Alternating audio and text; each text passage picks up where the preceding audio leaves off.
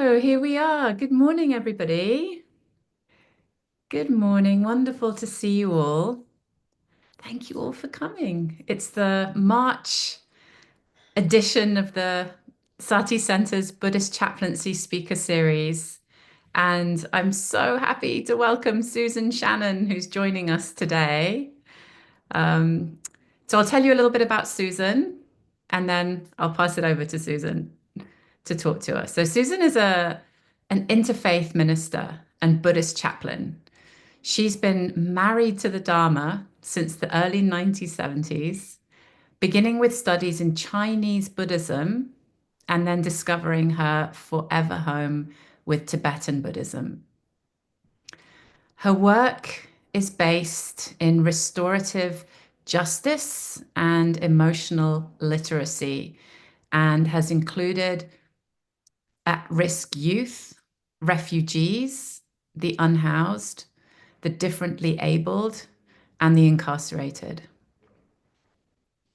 So for many years, Susan has facilitated many rehabilitative groups in San Quentin, including GRIP, so that's the GRIP, and then another program called the VOEG, and Houses of Healing. She also served as the Buddhist chaplain to the men in the main line as well as death row. After her return to Orcas Island in 2019, she founded the Buddhist prison ministry that's now serving tens of thousands of incarcerated people across the United States. And Susan is also a clinical pastoral education, so CPE supervisor with the Central Center for Spiritual Care and Pastoral Formation. She's also a Dharma teacher at the Sukha Hasidi Foundation and the Chaplaincy Institute, and a steward to the sacred land that she inhabits. So, Susan, I realized that there was so much scope for mispronunciation in many Oh, things you did I read good. out there. But I I welcome you so warmly and thank you for joining us today. Thank you. That was a really good job on the introduction. Yeah, thank you. Thank you. Thank Gil and Jennifer and Sati Center. I've always loved collaborating with Sati Center and was able to come and speak in person several times when I lived in California. Always about the GRIP program, which I was pretty embedded in. And I know you heard from Kim last month, I guess. Was it? Yeah, I think so. 2 months ago? Okay, time flies, time flies. So I'm really delighted to be here today. Vanessa and I, we tossed around some topics, some potential titles for the talk, and of course it lands on something that is so near and dear to me, to the profession of chaplaincy and spiritual care providing, and I hope to all of you. And that is chaplaincy as spiritual practice, excuse me, and as a life path. So it is my hope that by the end of our hour today, you will have a couple of things to think about that are pinging in your mind, and you will have maybe a tool or two that you can use throughout your days, both on your site, whatever it is, and in your personal life. So I'm going to start with a tool that is also a grounding meditation. And this is one that I really enjoy sharing with chaplaincy students, as well as just people these days, because people who are not chaplaincy students or spiritual care providers, but people who are trying to make sense of the world right now. And boy, oh boy, it's a crazy world to make sense of. You all are stepping into this profession at a time when we need you. The world needs you. And it's a different stage than it would have been even 10 years ago. So I call this little grounding meditation the two triangle meditation. and you're welcome to adapt it in any way that works for you. So it's a meditation that we will do in kind of a gentle, slow cadence, but I guarantee you that I myself used it many times in a heartbeat in the prison when I was knocked off my square for whatever reason. So I also want to say I've been dealing with a little bit of a scratchy voice issue. So I have a lozenge in there that's going to clang around a little bit, and you'll hear my voice waver a little bit, but I'm going to do my best. So let's get here. Let's feel our feet nice and flat on the ground if you can. And really feel that surface area of the bottom of your foot as it meets our Mother Earth.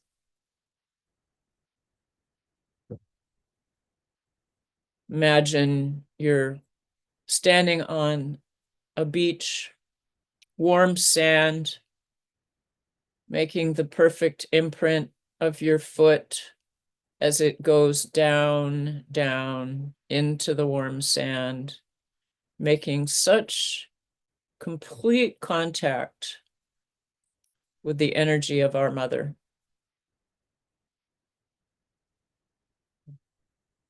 And now imagine that as all of our feet are making complete and beautiful conduit contact with our Mother Earth, they're also sending little signals around the planet.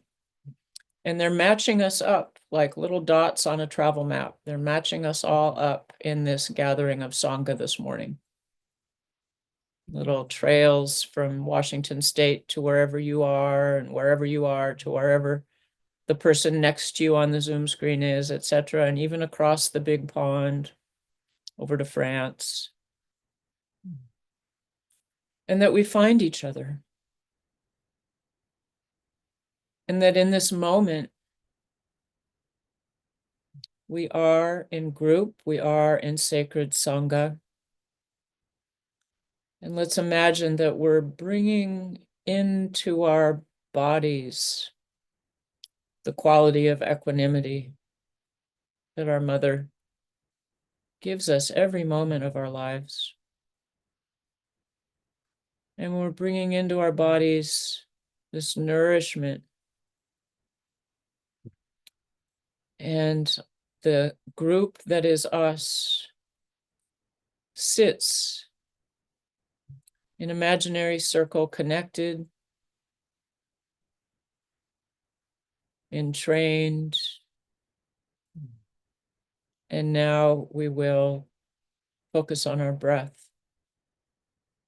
So let's breathe from our lower belly together. And inhale, 2, 3, 4, and exhale, 2, 3, 4, and inhale. And exhale, and really feel into those visuals of sitting in a circle, of our feet finding each other, continuing to breathe together, establishing a resonance, establishing a connection beyond time and space, which the Zoom platform automatically lends us to. And now let's imagine a triangle with its base against our Mother Earth, and the point coming up right above your heart space, point of the triangle. And as we breathe together, we breathe in the energy, the color, the shape, the whatever it might be, as you visualize it, of the quality of equanimity, all the way up into your being. Filling your lower body all the way up into your heart space with this beautiful Brahma Vihara quality of equanimity. And imagine You breathing in and drawing up into your body all the kinds of nourishment that your beautiful soul and spirit need today. Perhaps another color, perhaps shapes like fireflies or birds.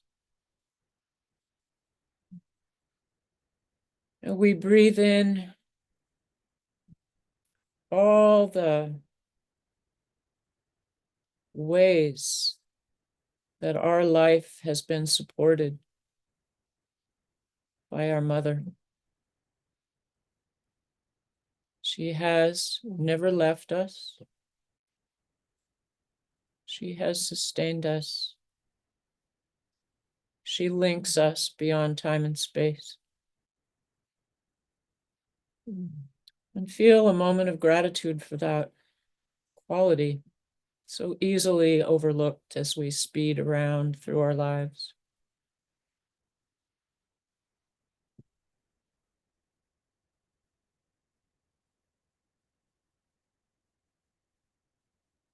Now, without letting go of that visualization, let's imagine another triangle, this time with the base up in the heavens and the point coming down and intersecting with the earth point in your heart space, creating a diamond.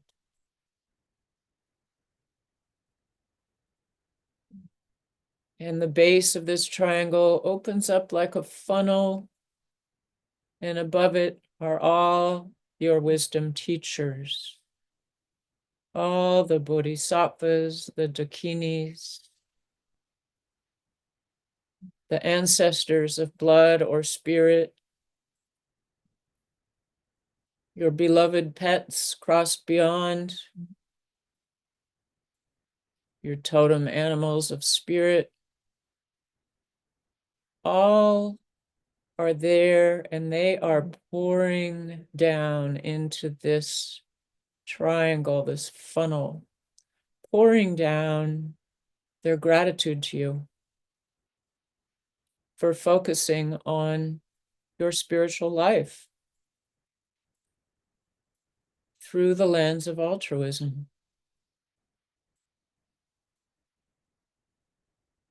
And you imagine that quality of gratitude coming down into your being, filling your entire upper body, and they pour down the quality of courage. And this comes into your being, and courage, because it's a tough job being a warrior of the heart. We need courage. We need courage to be strong. And maybe most importantly, we need courage to be weak and vulnerable. And so they pour their qualities of courage into you.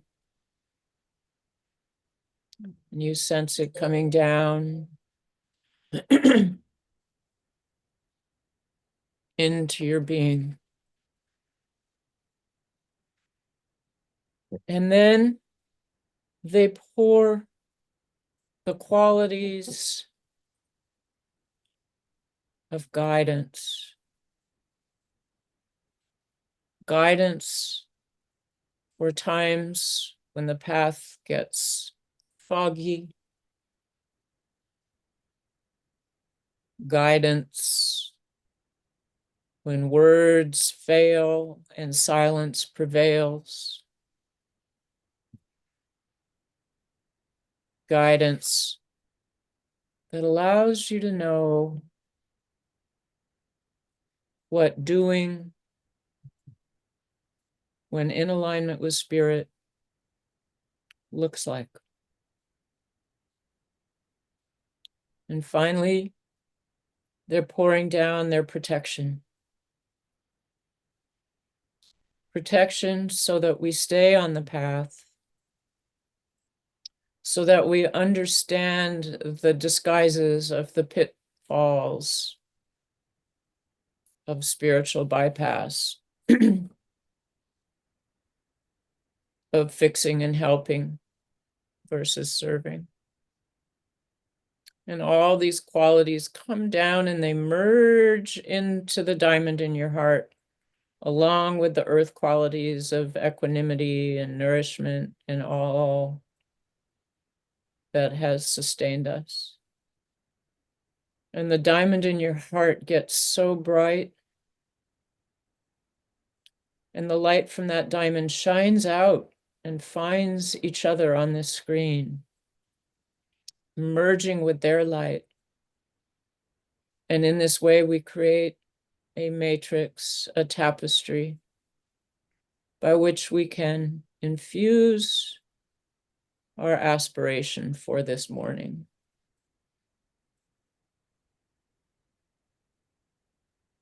So now we collectively feel into what that diamond of your heart feels like as it's magnified with the light of all your fellow travelers. And ask yourself, what do I personally hope to gain, hope to hear, to feel into in this next hour and a half?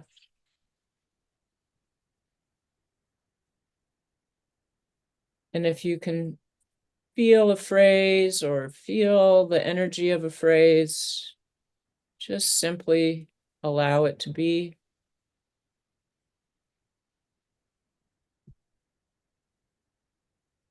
Putting it into the light that is our tapestry. And then think, what is my aspiration for serving my communities, for learning professional spiritual care? How might I apply what I learn, what arises in my own realization? How might I apply it to my communities? Just feel into it without trying too hard. And if something comes up, allow it to be gently merged with this light matrix. And then finally, ask yourself, how might my living into this vehicle of being a spiritual companion, how might this serve our ailing world?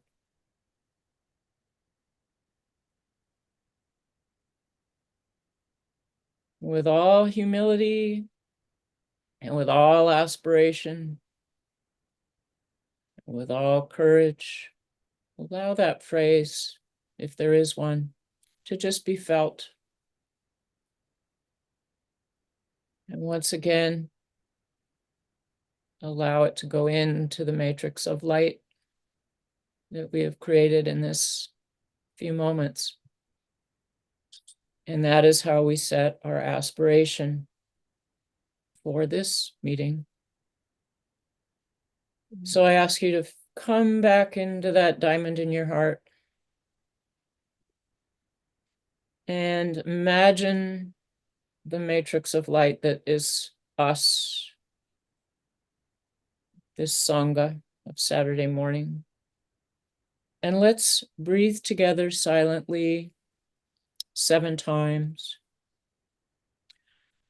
starting with an inhale that I will count and then 6 on your own. So let's inhale, 2, 3, 4, and exhale, 2, 3, 4, and 6 more on your own.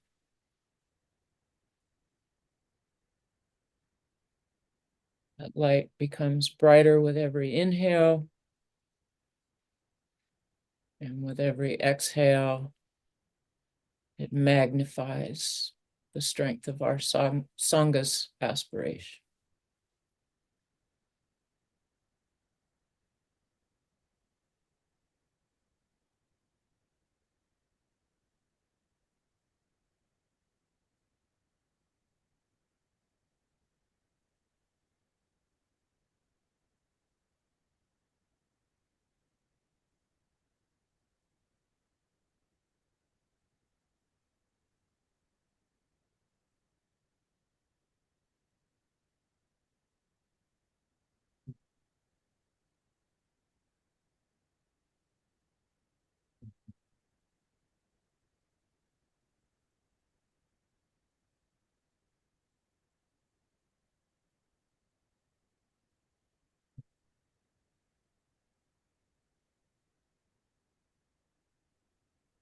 And as you approach and complete your seventh breath, feel your feet on the ground again and move your toes a little bit. And bring forward that image of the two intersecting triangles. And hold that image as one that you will return to, because in this way you are in spiritual alignment with the earth, with all the heavens represent, with your own Buddha nature, and with presence. And from this point, we will begin.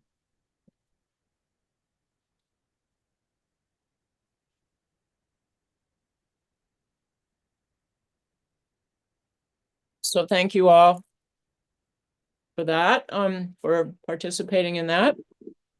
That is a really, really useful exercise that you can put in your chaplaincy toolbox.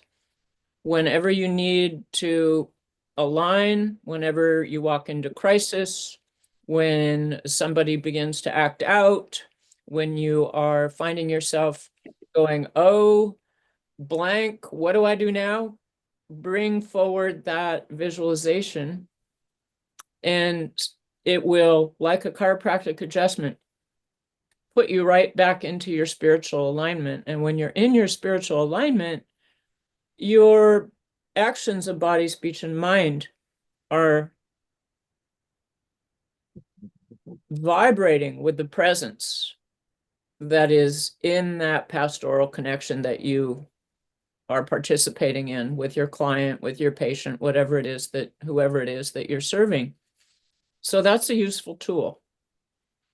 I wanted to kind of divide the talk today into a few different points, and we'll review the points at the end of today. And first, I wanted to start with, what is chaplaincy all about anyway? I know you guys are pretty far into your program and you've heard probably so many things about this, but what has really come forward for me in the last bunch of years is that we are in an era of human history where awakening is accelerated. And it's quite likely that many of you found your way to this profession through the ripening of your own awakening, recognizing the truth of disconnection, the truth of suffering, recognizing our world is in deep trouble, and feeling the call to come forward and to serve. And that is a very noble call, noble use of the word from the Buddhist perspective, not noble like a king or royalty, but noble in the sense that the vibration of the people who are called to serve in this way is one of a more realized kind of worldview without being hierarchical. I don't like to say more or less, this, that, the other thing, but you have been called. There is a call. There is a frequency, like a radio frequency, that is not heard by a whole lot of people. It's heard by you. You've been called to serve, and that's a beautiful thing. And that is where chaplaincy becomes a life path, because you could be a car mechanic and be called to serve and still employ that aspiration that we put forward in the beginning of that grounding meditation.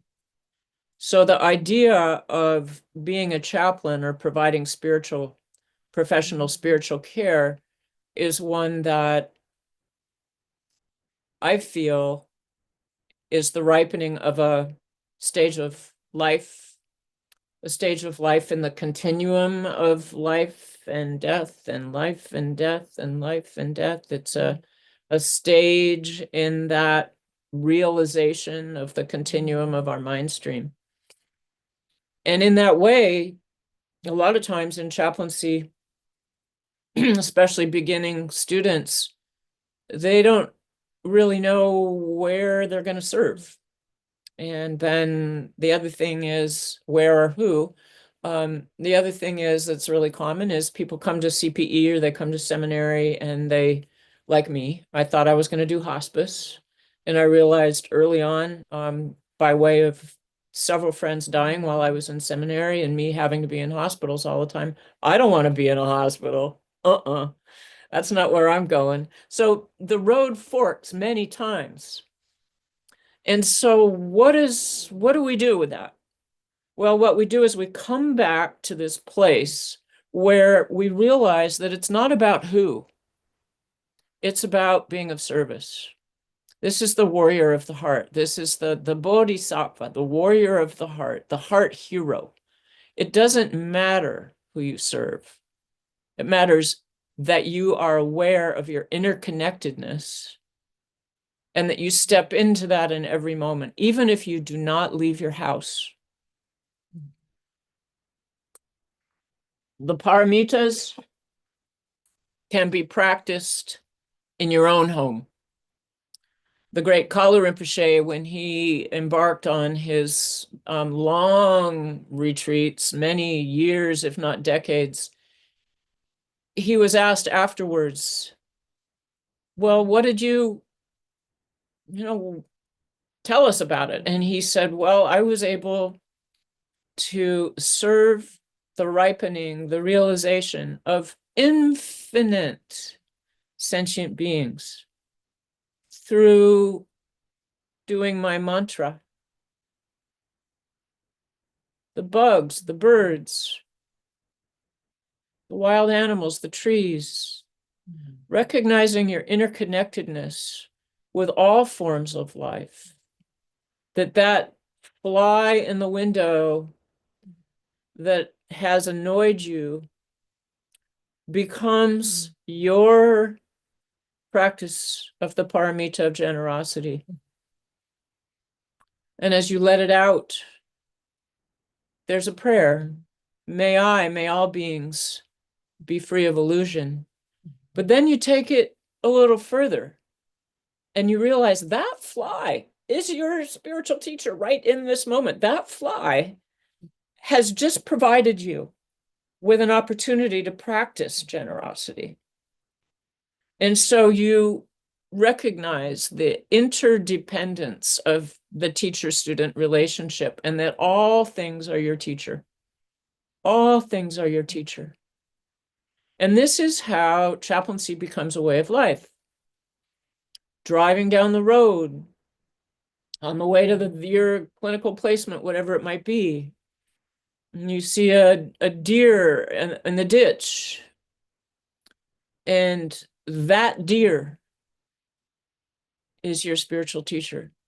That deer evokes in you prayers for its spirit journey, that deer becomes that rare, rare, rare being. If you think of all the animals who have ever died in a ditch without the benefit of a human, of a human being saying prayers for its spirit journey, that is incredible. That is a sacred intersection. That is being a chaplain as a life path. Every single thing. One of the favorite meditations that I have has become kind of a favorite among some of my chaplaincy students, but more so community members here. And I call it the grocery store meditation. So you use these moments where normally you might be just kind of spacing out or scrolling through your phone or, looking around, thinking about what you're going to have for dinner. The grocery store is a perfect place for that. And look around and you see, somewhere in here, someone is having a birthday. Breathing deep.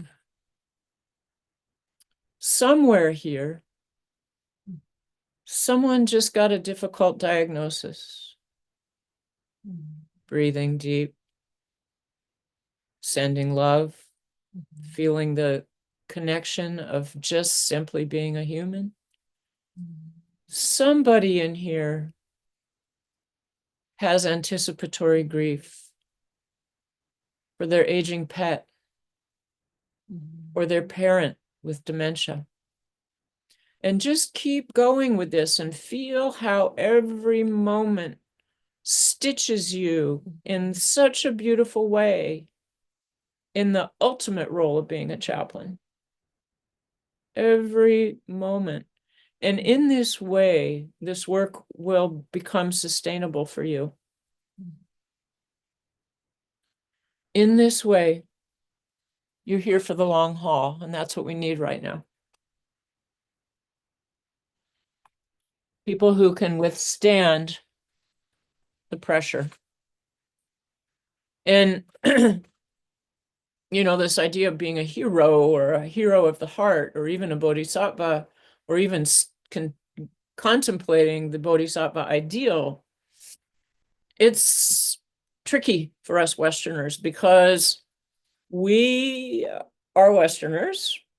We live in this fishbowl of striving and consumerism and spiritual commodification and wonderful programs, no fault, no blame, that have, including our early childhood, kindergarten, first grade, second grade, the scaffolded things that we achieve and we move on to the next and we move on to the next. And all these beautiful spiritual practices that we love of the Eastern traditions come from a whole different fishbowl. And here we are taking them into our fishbowl of striving and shoulds and shouldn'ts. And if you grew up with things like confession or, rigid family of origin traditions, there's a lot of shoulds and shouldn'ts. And there's a lot of shoulds and shouldn'ts that open up little fissures where shame can come in and where not good enough can come in and where guilt can come in and where all these things can come in. And so it's really, really, really hard for us, I think, as Westerners, to expand into this idea that is beyond the bookends of our life and our death, this idea of the continuum of all of our incarnations, our mind stream, where we've probably taken this bodhisattva vow dozens and dozens, if not hundreds and millions and trillions and uncountable lifetimes, and we're just remembering it. We're remembering it, and so we're not taking it like from this moment onward. And I'm not assuming that you all have taken the bodhisattva vow, but I know you're here to serve, and that is the essence of the bodhisattva vow. So we're here to serve.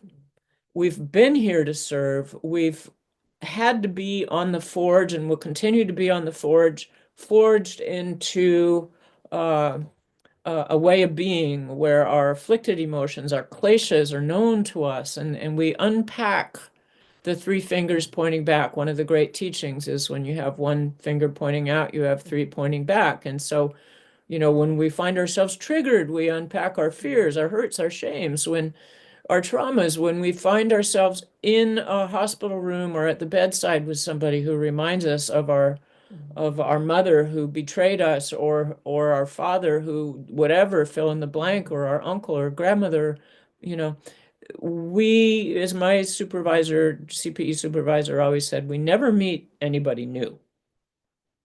So we are always in alignment somehow, even in the great picture of the human condition. We're always quivering somehow in alignment, whether it be transference and projection or countertransference, whatever it might be, with whoever it is we serve. They are a facet of us. We are a facet of them. And so it's our work to know that this path of chaplaincy demands that we're constantly doing our inner work.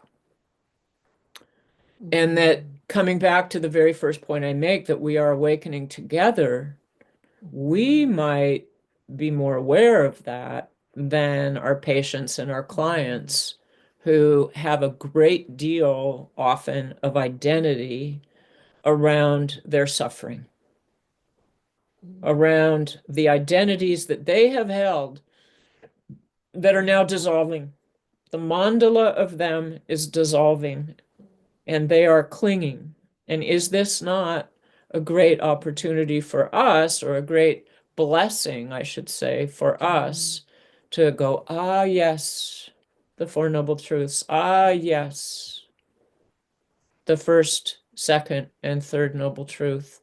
If we can establish a relationship with them where they might be able to have a future that involves a path out of their suffering, a future that is not death, a future that, or even if it is death, then we can move ahead. But for us to continue to do our work on our inner being allows us to be that empty vessel, that we can continue to meet these stories that are unfair, they're unjust,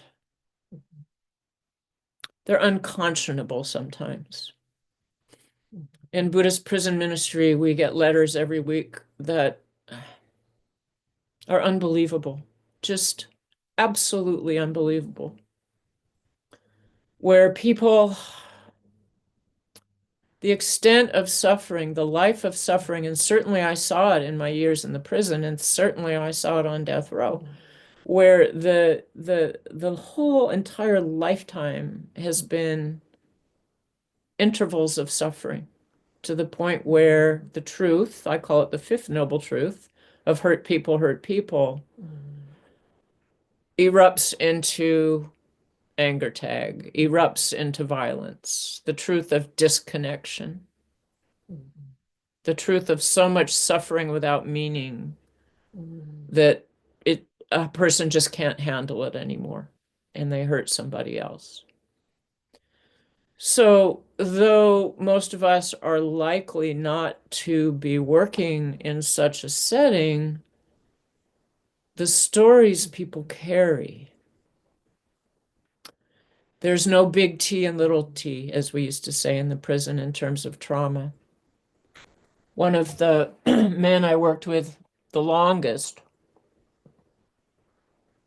in the prison, not just the GRIP program, but so many other programs too, he said that his original pivot away from his heart came when he was, I think, 8 years old, and his hamster died. And he cried, and his mom's boyfriend beat him and beat him and beat him to where he still has scars, because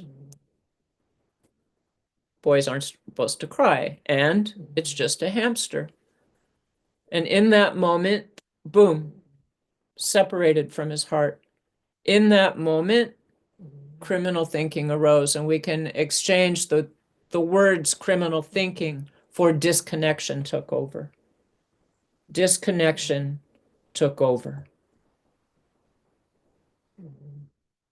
And it wasn't until way into a 24-year sentence that he was able to come back and find his heart. The journey from the head to the heart is the longest, hardest journey. Whether we're working with inmates or whether we're working with veterans or whether we're working with people in hospice or memory care. Memory care, of course, has a whole different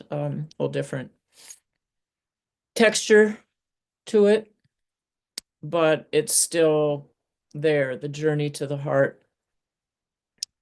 I want to look at my list here because I had all kinds of stuff and then I've just been riffing. So yeah, all good.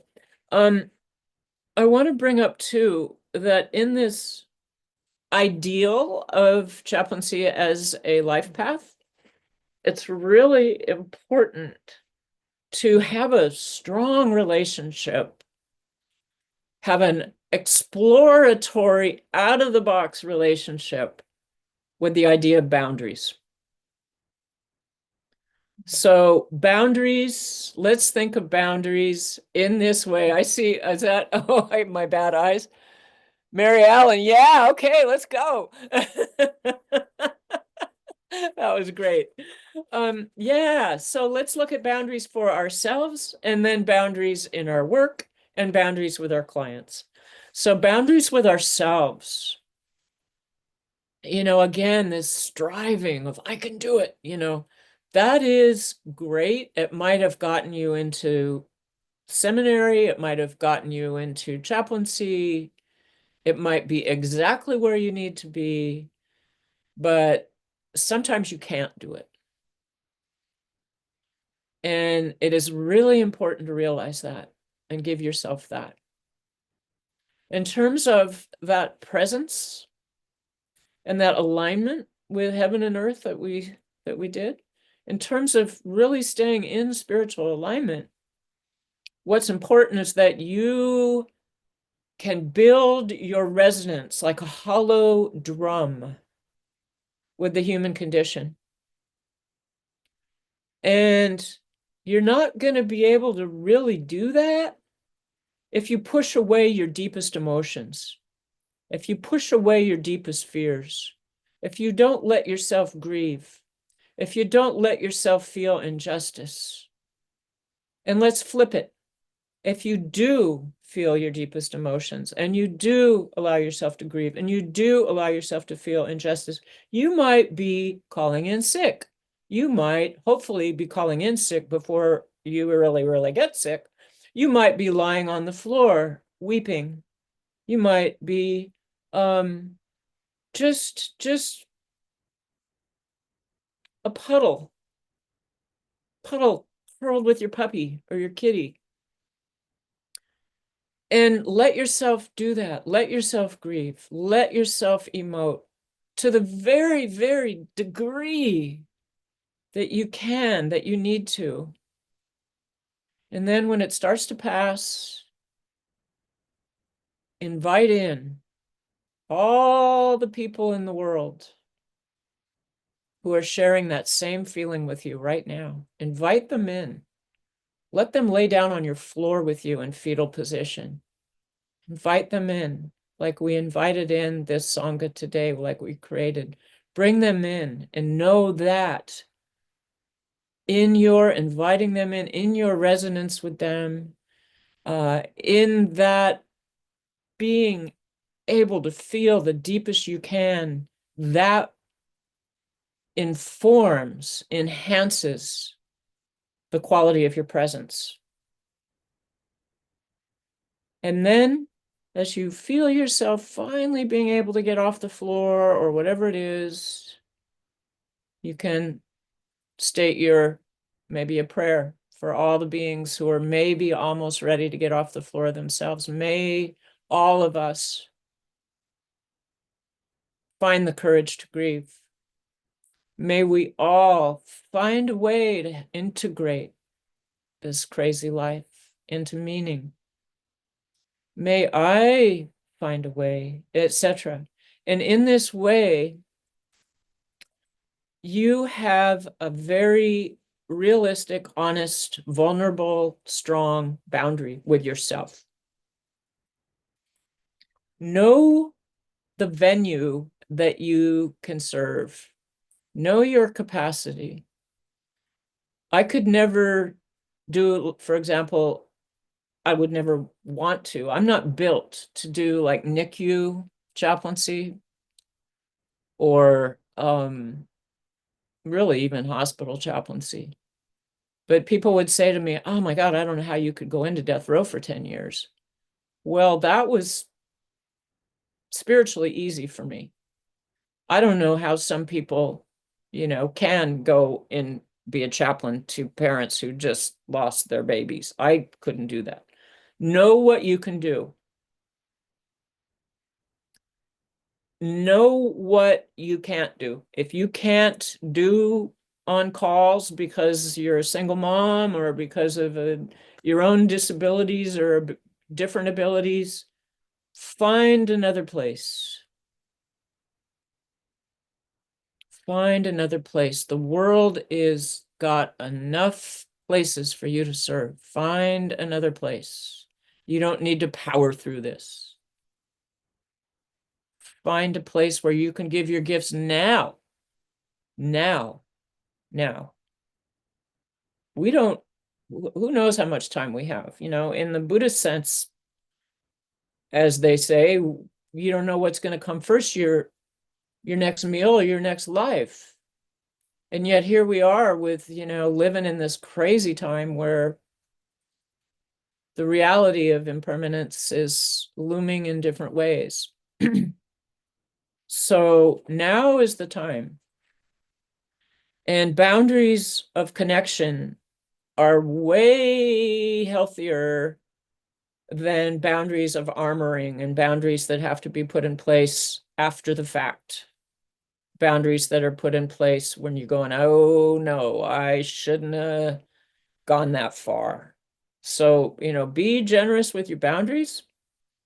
And in terms of your chaplaincy path, it's really important to understand the various kind of roles that people play. If you're working in a clinical setting, the social worker has a hat, the doctors have a hat, the priests have a hat, a role. The nurses have a role. And not everybody understands the role of a spiritual care provider. And this leads me up into the kind of last point I wanted to make, which is the importance of professional training. And you guys are all in this wonderful Sati Center that has been beautifully sculpted. But hopefully, after you graduate, it won't be the last of your professional training. Let's come back to awakening for a moment. Buddhism doesn't have a corner on the market for vocabulary around awakening. One of the first times I went to the Sati Center to speak, I remember saying this. It's really important that you have an interfaith understanding. It's really important that you understand, you at least can rub shoulders with what spiritual ripening looks like in different faith traditions. It might be easiest to start with some of the mystical ones, like the joy of Hafiz. It might be more akin to you to study the qualities of Kundalini rising. But whatever it is you do, realize that Buddhism doesn't have a corner on the market of awakening. It's just another system. It's another scaffold. Find your way in. Find your way in. Do what you need to do. Awakening has to do with our nervous systems refining. You know, in the old days, the tapas from the Hindu traditions, the fasting and the austerities, it was not like going without stuff as much as creating the causes and conditions for our nervous systems to refine so that we can raise our vibration to these different fields of energy that allow us to align, have pastoral alignment with others, to allow that which wants to become visible in the field between us and others to come visible, to allow healing versus curing from the Kalyana Mitra, the spiritual friend, the spiritual companionship perspective. So do what you need to do. Yoga, acupuncture, qigong, whatever it is that allows the channels to open and keep them open, especially if you are working with a lot of grief.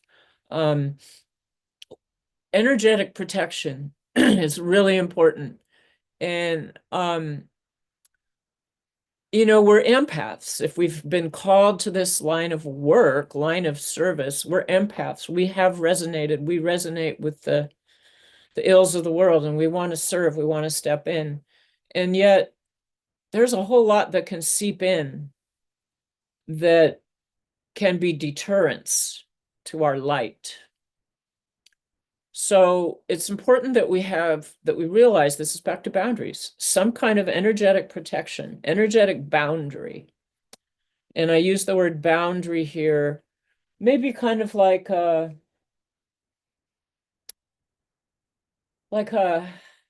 well, for me, I imagine before I even get out of bed in the morning, I do some prayers in my mind. As soon as I begin myself waking, knowing I'm waking up, I'll do some prayers.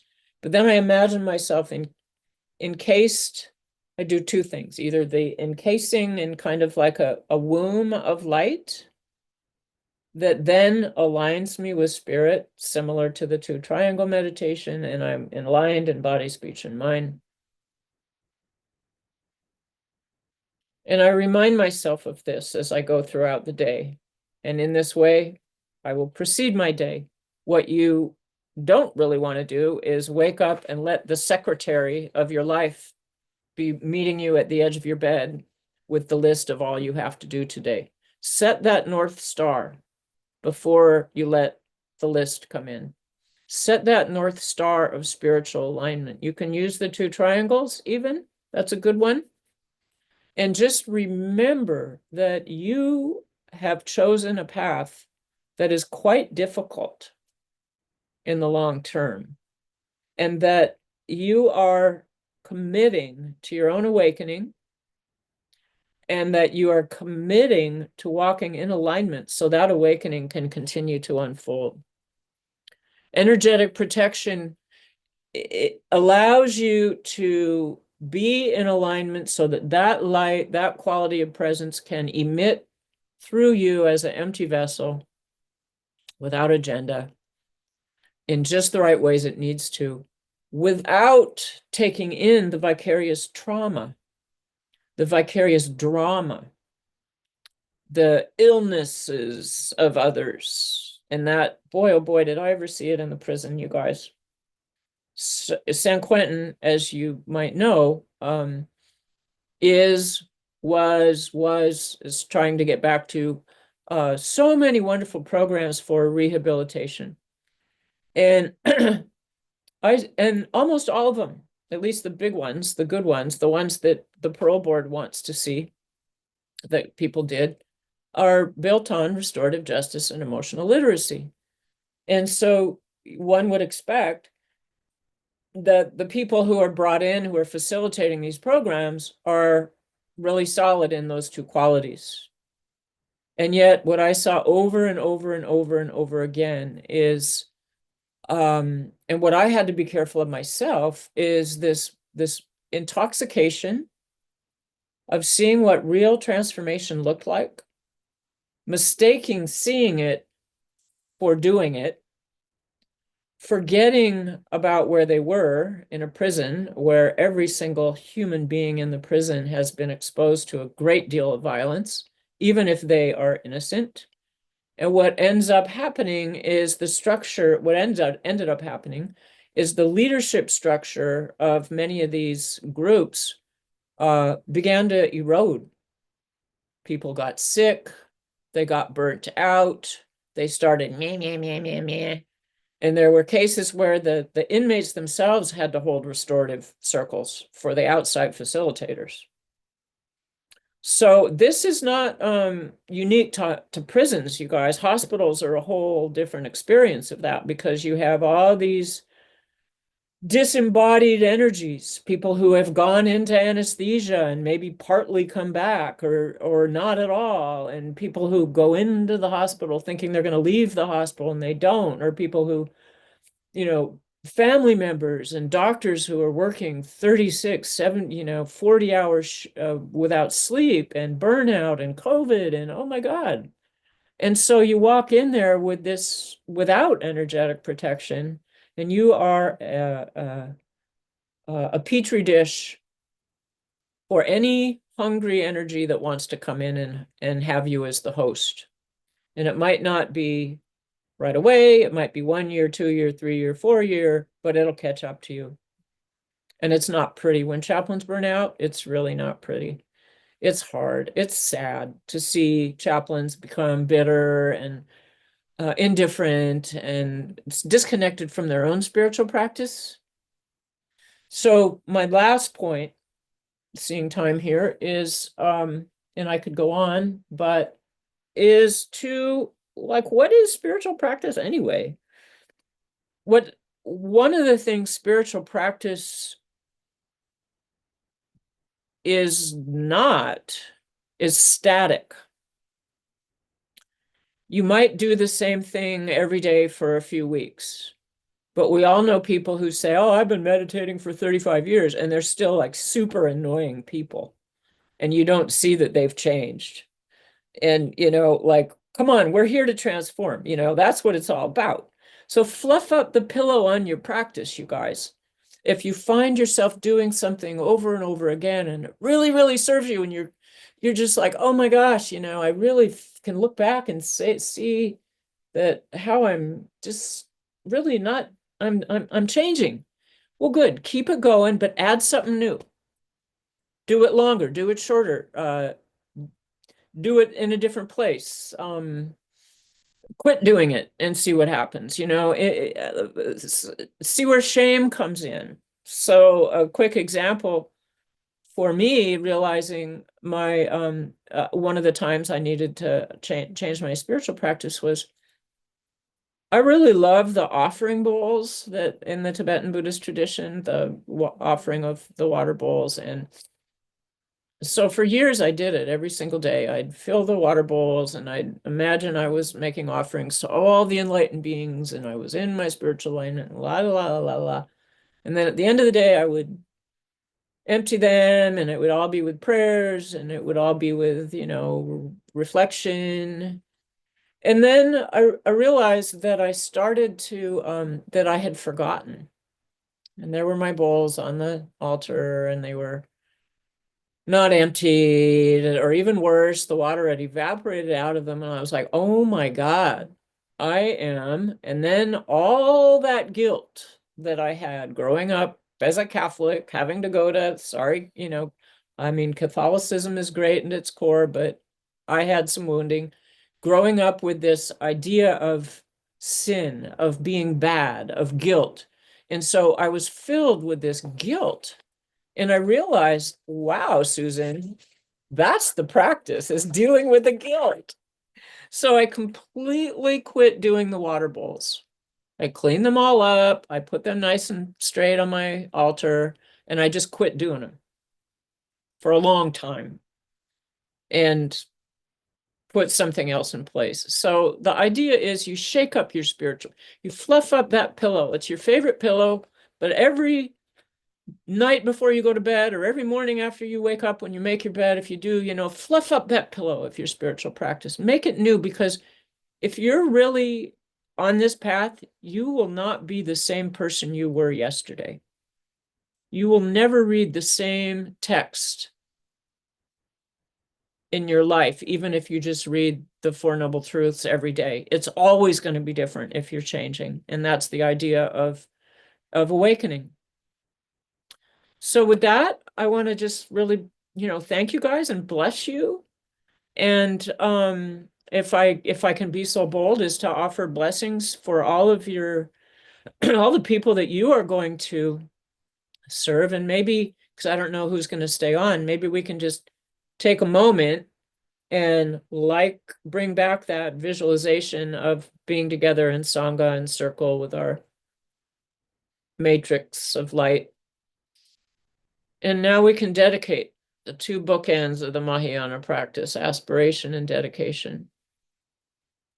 So let's bring back that idea of the diamond of our heart, shining, magnifying off everyone. And let's bring in the image of all the beings who you have served in your role as spiritual care provider.